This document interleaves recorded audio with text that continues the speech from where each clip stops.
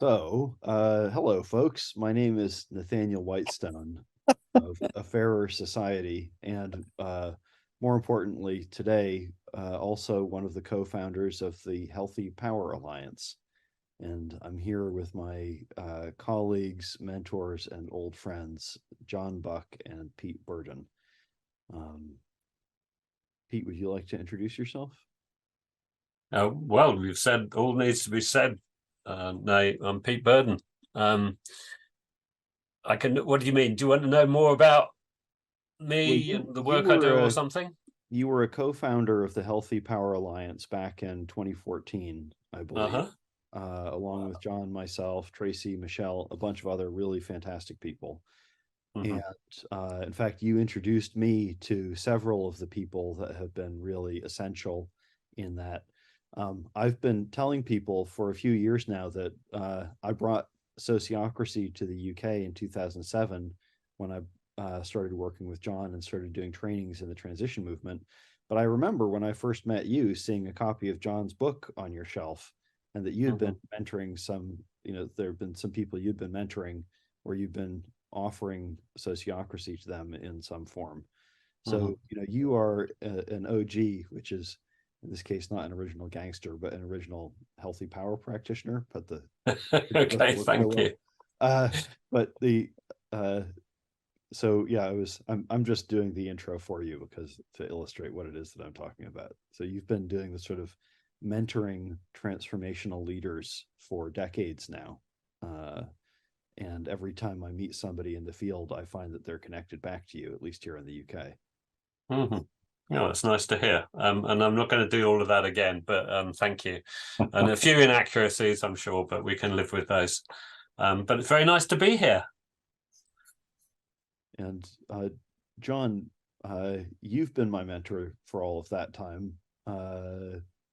You are also the first native English speaker to have been certified by Gerard Endenburg and the original Sociocracy Center in the Netherlands as a consultant back in the 1990s. And you've basically been single handedly responsible for everybody who speaks English and is practicing sociocracy, which is, I know, an exaggeration, but like Sociocracy for All was founded by your students. Um, all of the splinter groups that are doing all kinds of different things. The Holacracy folks uh, uh, spun out their thing after getting consultancy and training from you. Basically, you are obviously, Gerard and the Dutch folks are the font, but you really have been the conduit for that throughout the English speaking world. And so it's really a privilege for me to be able to call you a mentor. But better than all of that, you also are a tremendously good-hearted guy. And I was talking about you to my wife the other day, and she said, "Oh yeah, John has a lot of self energy," which in our internal family systems therapy speak means that you're really relating from essence or from kind of the whole person in with a commitment of service. So I've ended up just doing my intro for the both of you. But it's Oh no, you missed something. Oh, good. Please say You more. didn't say where I live. Oh yeah, where do you live, Where John? I live is near the northwest branch of the Anacostia River in the former territory of the Nacochanks.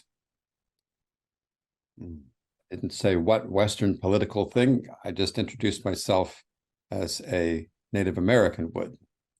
mm, And I've been enjoying getting to know the Lenape tribe in Delaware and that getting a totally different perspective on kind of like, oh yeah, there was a genocide back then, mm. and it still is with us. So insights like that are one of the things that keep me going. Just really love the being able to encounter different cultures. Mm. So the reason that I hit record is because we were talking about the possibility of doing a podcast of some kind, and I said, "Oh well, we're having a really interesting conversation right now. Let's just put it on the web." So future listeners, if you are watching this or listening to it and you think, for goodness sake, these people are really unpolished, then guess what? We are. Really impromptu, exactly. But I still hope you get some value out of it. But the topic that we were just about to talk about was a pivot. So, the Healthy Power Alliance has done a number of different things. Basically, the purpose of the Healthy Power Alliance is to support a global transition from toxic ways of being powerful, which I'm sure you're familiar with, to healthy power, a way of being powerful that increases the power and health of everybody who's involved in the system. And the three of us are really passionate about that, as are quite a few other people that are involved in the Healthy Power Alliance. But we've been doing the work of Purpose Guardians, and lately we've had a lot of focus on referrals between Alliance members, and but we feel like it hasn't quite taken off in the way that we thought it might, that process. And Pete was just saying, okay, what shift could we make that would really move the needle? What's our strategy that could really change things and help this, commitment to healthy power, grow and feed on itself in a much more rapid way. Is that a fair summary, Pete? Yeah, I think that's the kind of outcome is how we could shift the needle, as you say, into kind of action in a different way. I think I'd also said, for me personally, I'm kind of curious to, in a way, go back a step first and just understand what it is that we're trying to achieve, because it's quite easy to talk kind of about, as you said, everyone knows toxic power. Other people, you can imagine what healthy power is, but kind of, why are we trying to do that, and what does that really mean for each of us individually and personally? Because I do think it relates to kind of personal motivation. Certainly for me, it does. Mm. And that's where I wanted to kind of start, if that's okay. Yeah, that's great. I'm happy to take your lead on that. Shall I start and say a few words about it? Yeah, please. And I'm making it up completely as I'm going along. Like I said, we're not prepared in any way. I think where I come from fundamentally is, a belief in a fairer and more just world. So for me, healthy power, to some extent, is a condition that would create that. Mm-hmm. It's not for healthy power in its own sake. The way I think about power, there will always be power in human relations and the way people are kind of talking to each other, and I'm sure there will continue to be unhealthy power relationships as well as there will be healthy ones. But the reason I like so much the idea of healthy power is because it opens up people's thinking and communicating with each other to a different way of relating. Mm-hmm. And which, by the way, is what's always attracted me to sociocracy as well, and consent-based decision-making, the different ways of talking. And I think if people change the way they talk and particularly the way they listen, then as a community, we can start to get different results. And John was kind of alluding to it in his kind of introduction there, that different cultures have different assumptions about how they talk. And, you go on a meeting in the kind of the Western business world and everyone says, oh, I'm such and such, my role is such and such. And in other one of the things we do a lot with people is encourage them to talk from themselves. How are they feeling right now, or something like that, as a way of introducing themselves. So again, just changing the way we talk can change all of those kind of things, I believe. Where am I going with this? For me, that is the kind of mechanism. If what we're trying to do is get towards a more fair and a more just world, the mechanism is changing the way we listen and talk to each other. That's essentially where I'm coming from. Yeah, you wrote a book about that, essentially. think Hmm. I've really heard that message from you. And it's not easy, because many habits are ingrained, and our cultures, the cultures we live in, the dominant kind of cultures, don't support that kind of thing, which is again the same point that John was making, that certain cultures kind of do things in a particular way. So I'm really up for kind of changing, or trying to change those kind of patterns, essentially through awareness and noticing. And I'm really into hearing from other people, particularly you two at the moment, on what your perspective is and how you see this. I mean, assuming you're also in favor of a fair and just world, but how do you see that working? Yeah. John, do you want to go, or shall I? Yeah, sure. I'll go. I was just thinking about an analogy. When you were saying, Nate, oh, we're trying to get rid of toxic power, or or we're trying to make power better. Those are two different things. One is like, oh, unhealthy power. Healthy power means get rid of unhealthy power. And there's another way of thinking about it, which is that we're power farmers. Power is, it's like it's out in the natural world, and there's power all over the place. And you kind of, the world that we encountered is with predators and predatees and all that. If we look back at humanity's history, we were dealing with saber-toothed tigers, and we overcame them. So that was all about power struggles. And it's also possible to think, okay, what if we're power farmers? Power just is, and we're entering into it to grow something that we like. And that gets rid of the, oh, we're against that type thing, and just, no, this is the positive thing we're doing. And who knows what we can do with all this power stuff. There's many ways to farm it. Lovely. And even within farming, there are different kind of ways of farming. So permaculture, for example. We're the permaculture farmers of power. Permaculture of power. That's a book title right there, I think.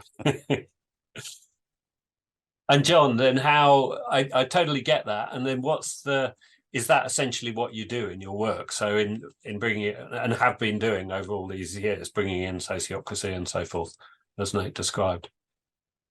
I more think of it as stirring up trouble. There's a little boy in me that just loves to, do this or poke at that. I get that. I mean, I really recognize it for myself as well. I've got a little bit of a little boy that wants to stir up trouble. So yeah, I really see that. It's so much fun to watch the adults get upset. Yeah. And I think that's really interesting, because there is a tension there for me between being that little kind of rebellious boy, even a teenager or whatever, wanting to do that, and trying to do something on the scale that we're talking about doing it. We're trying to, I know there are people out in the world, we were just talking about somebody from the UN, the UN is kind of all these resources and trying to kind of meet the same kind of ends of creating a fairer, more just world. And what's our little effort? How does that fit in? And I suppose my resolution for that is I just do what I do as a person. I do my thing, and my thing seems to have developed into working with teams and trying to help teams communicate in better ways. And I'm curious, John, about is that the same connection for you?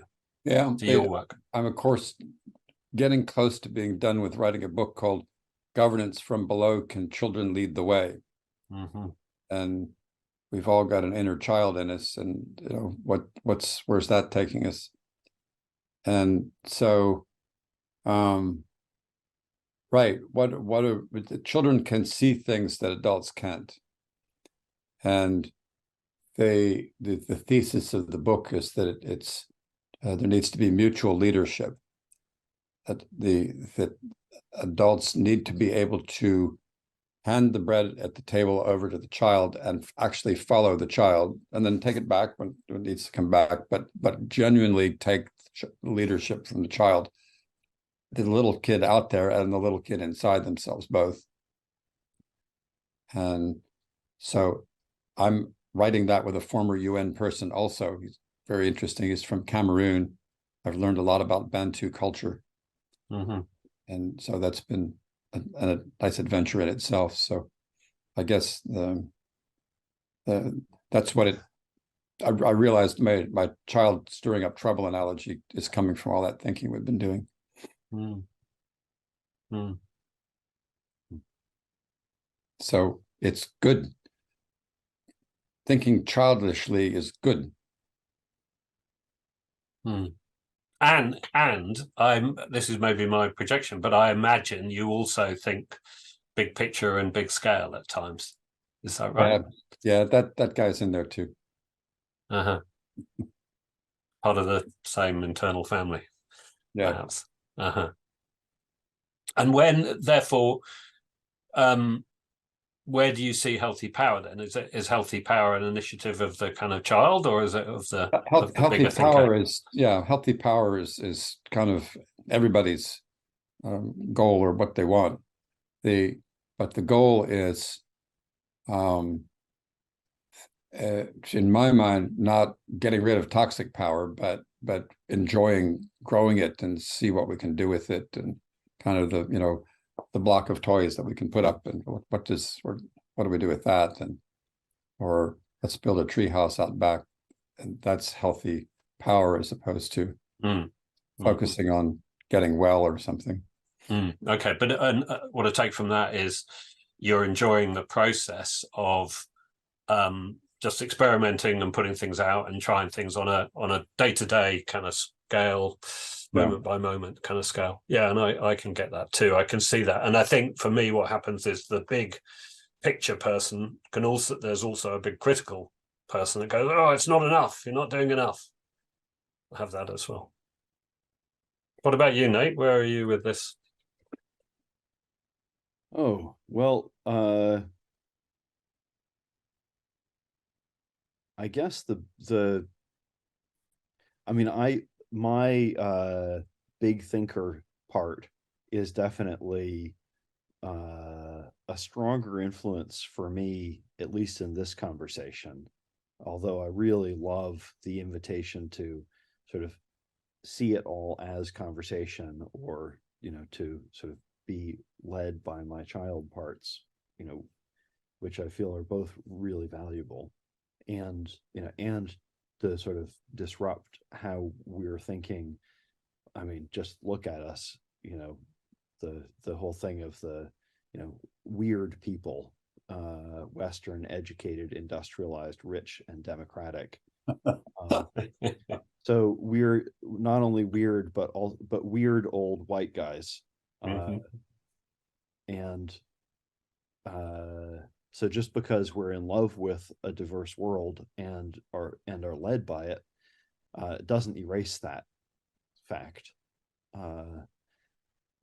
And but I guess that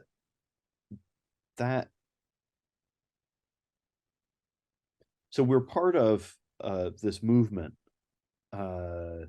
that's not, it doesn't come from us. It comes from all over the place.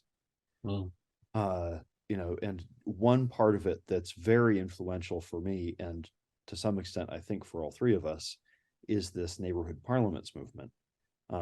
Maybe that's shaping John and I more than it's shaping you, Pete.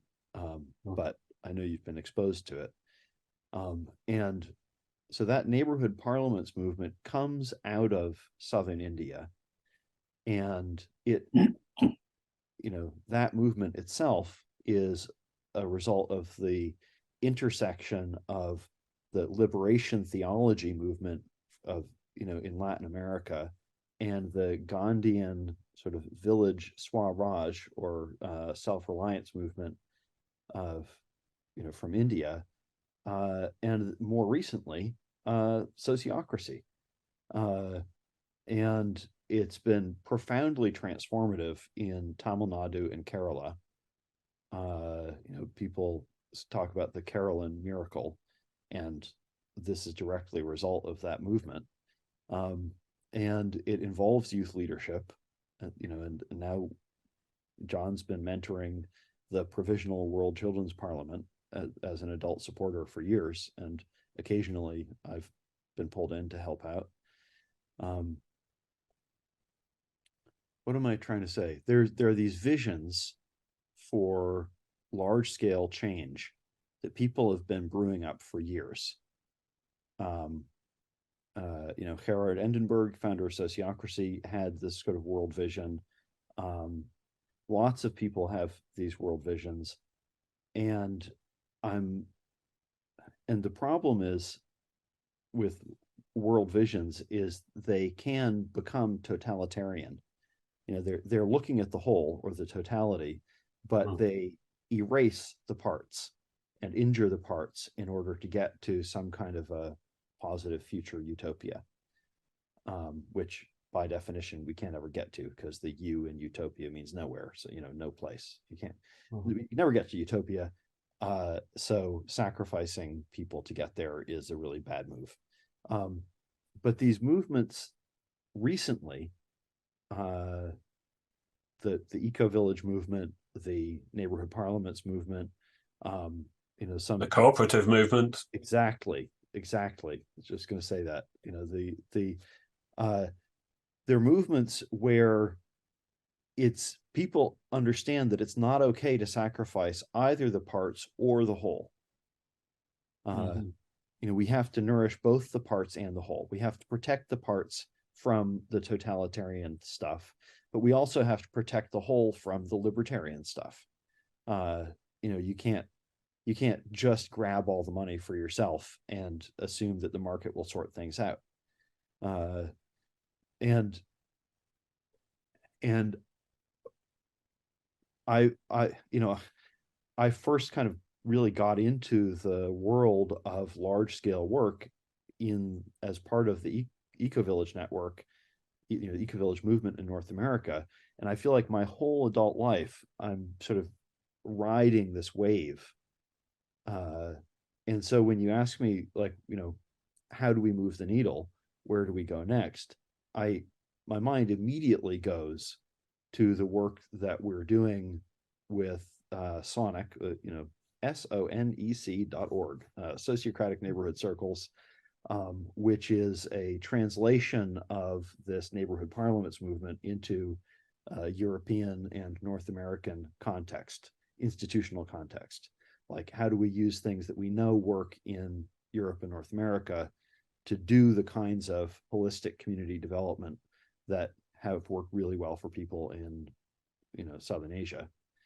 And here in the UK, there's this big push that's happening through the Control Shift Alliance, where, Co-ops UK, I was just talking with folks at Co-ops UK last week when I was facilitating that Federation of Worker Co-ops session that you introduced me to. Thank you. But the Transition Network, a whole bunch of different organizations, SCAN, which is a Scottish climate change community action network, huge. They've got hundreds of groups in Scotland. All of these networks are coming together to really create, bring these models where, parts of the model have worked really well in different places, and now people are integrating them. And so from my point of view, we're just starting to hit this kind of critical mass where it's not like one of these Marxist revolutions in the past where you have the red, Bolsheviks fighting the white Bolsheviks, and everybody's just, like murdering each other for their splinter group, because, we have to get to utopia. Instead, because that's a very finite game. You think you can get to the end of the road and win. Whereas it seems like now in these movements we're part of, we understand that we need to play an infinite game. That is, there's no point where you can total up the score. You have to do as well as you can and continue playing with everybody. You have to keep everybody in the game as long as you can. And so I guess I feel like for the first time I'm really seeing the integration of these different movements in really functional ways, not just theoretical dreaming ways, but actually, people working on the same projects and, working in the same communities, working in the same organizations, adding together agile and lean and sociocracy and nonviolent communication and, system-centered therapy, or, all of these different threads that complement one another, the permaculture of power. And so I feel like that confluence is how we move the needle, like that integration, and the very real practices and, institutions, companies, communities, and the networks. I feel like that's what we have to be doing to make a difference. Lovely. Really, really, there's so much in there that I really like. And a very positive kind of view of the world and of it all coming together. And I have that kind of sense as well. And I really like the way you contrasted what could be happening now and what we all hope is happening now with some of the other kind of revolutions in the past, if you like. I thought that was fantastic. And the idea of the infinite game, and then the examples you've given of some of the things that are kind of coming together. And again, I'm struck.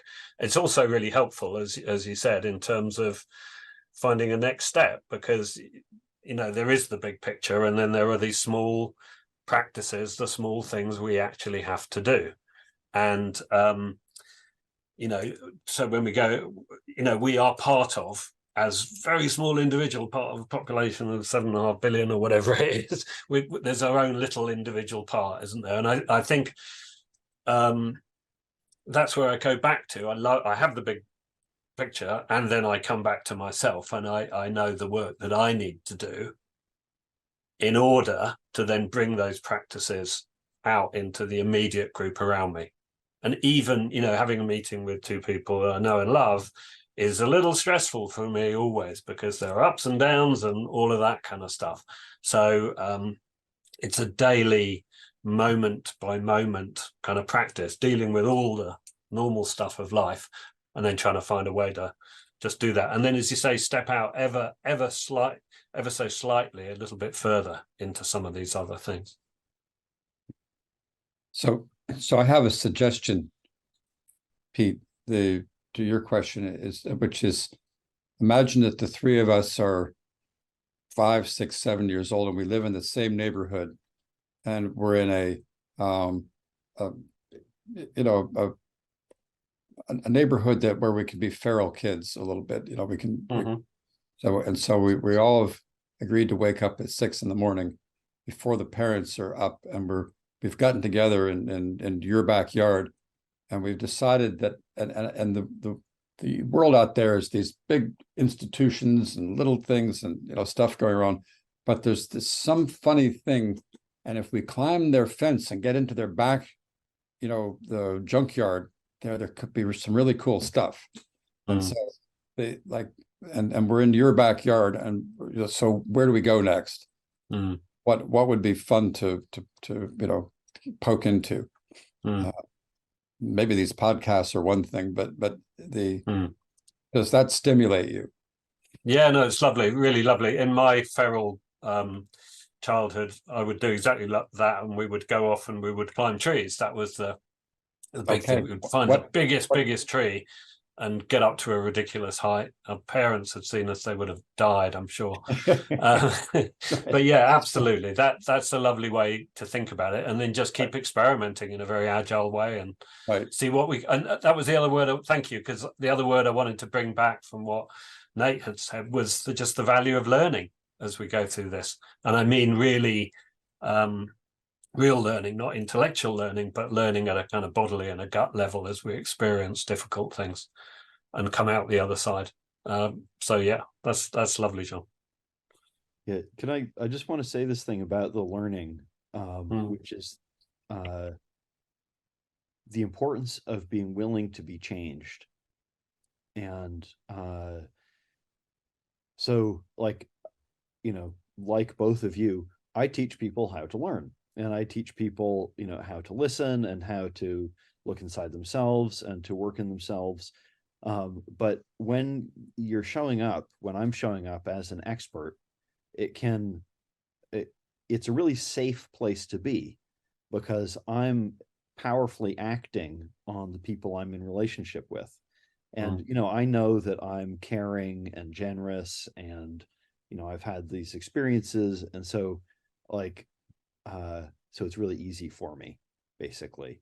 Like, I know I'm having a positive impact. I don't have to like deal with my own stuff, because I've really, worked through all of this stuff so much.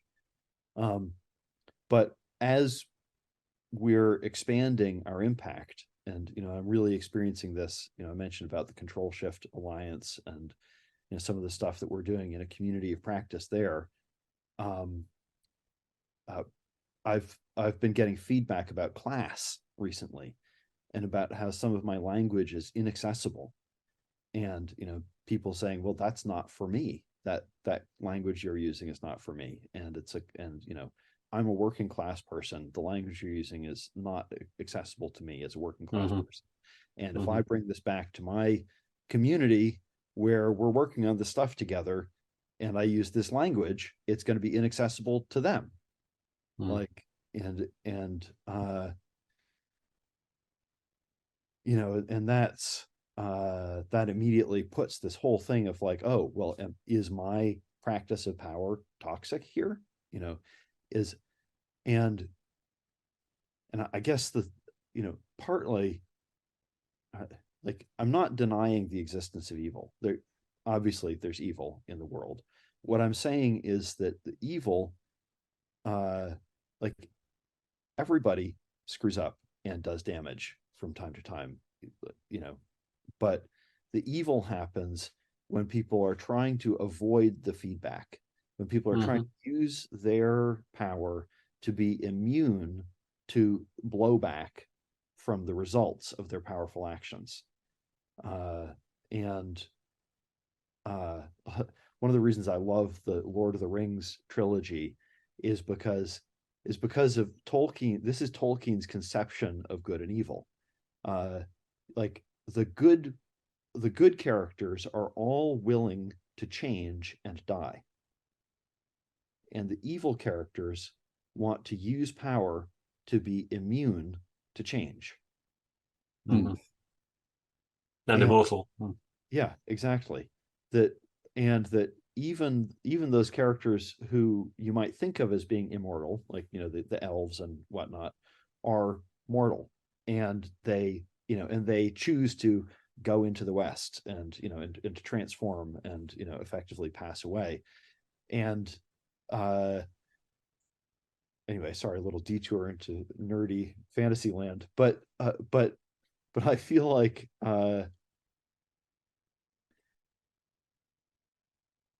if we're really practicing this, we have to be willing to change ourselves and to be changed by the feedback we get about our practice. So that includes, I can't just say, oh, but I didn't mean to like put you down about your class. I'm really trying to offer you this very powerful set of tools that are super valuable. It's like, I mean, that's true. But if I say that and don't take that feedback, then I'm escalating, and and I'm going to do more damage. And I feel like that willingness to commit ourselves to being changed is just the essence of this work. 100% agree, Nate. I think it's absolutely fundamental. And as you say, there's a kind of a loop there of kind of doing the work yourself and thinking that you've kind of sorted some things out, and then you go out into the world and you bump into the real world and you get some feedback, and you have to come back and reflect. And as you say, it's not just about declaring I never meant to. It's like, actually, no, I've got to really go away and think about all of this kind of stuff. I think, I mean, we're running out of time. We are. I'm worried about time too. Okay, well, maybe this is a topic for another chat then, because totally get that. Then in the realm of getting over the fence, John, into the neighboring garden, there's something to me strong there about agreeing to do that with other people. And I think that's the point we're at. That's the kind of the pivot point, isn't it? We're trying to kind of enroll other people to come along with us upon this journey, whether it's the Lord of the Rings or climbing over the fence. And there's an old story, was it about George Washington and in their gardens and so forth, and they'd come across a wall that was too big to climb, and then one of them would take their hats off and throw it over the wall, and then they have to climb over the wall to go and get it. So you kind of commit, and then you've got to kind of follow through. I'm not sure that's the only tactic. There might be other ways to approach this, and one of them that comes to mind, is, as I say, this might be a topic for another conversation, is you said some lovely things, Nate, about being part of a purpose. And I'm really interested in how people connect to and become part of that purpose. So we're being pulled along by that purpose. And that's another and I think that's very close to what we're trying to do with the Healthy Power Alliance, isn't it? We're trying to enroll people around a common purpose. And I'd like to talk more about the mechanisms for that. Next time on the Healthy Power Alliance podcast. Is that right? That'll be the topic. Could be. We'll see. Do you have anything you want to say in closing, John? Yeah. It's just been fun. I really like chatting this way. Look forward to the next podcast. Okay, fantastic. Well, I'm going to put this on YouTube, as I promised, with some or perhaps no editing. But in any case, I'm going to stop the recording now. And to all you folks out there in the future, I hope you are creating a world in which you are both healthier and more powerful, and doing the same, helping everybody around you do the same.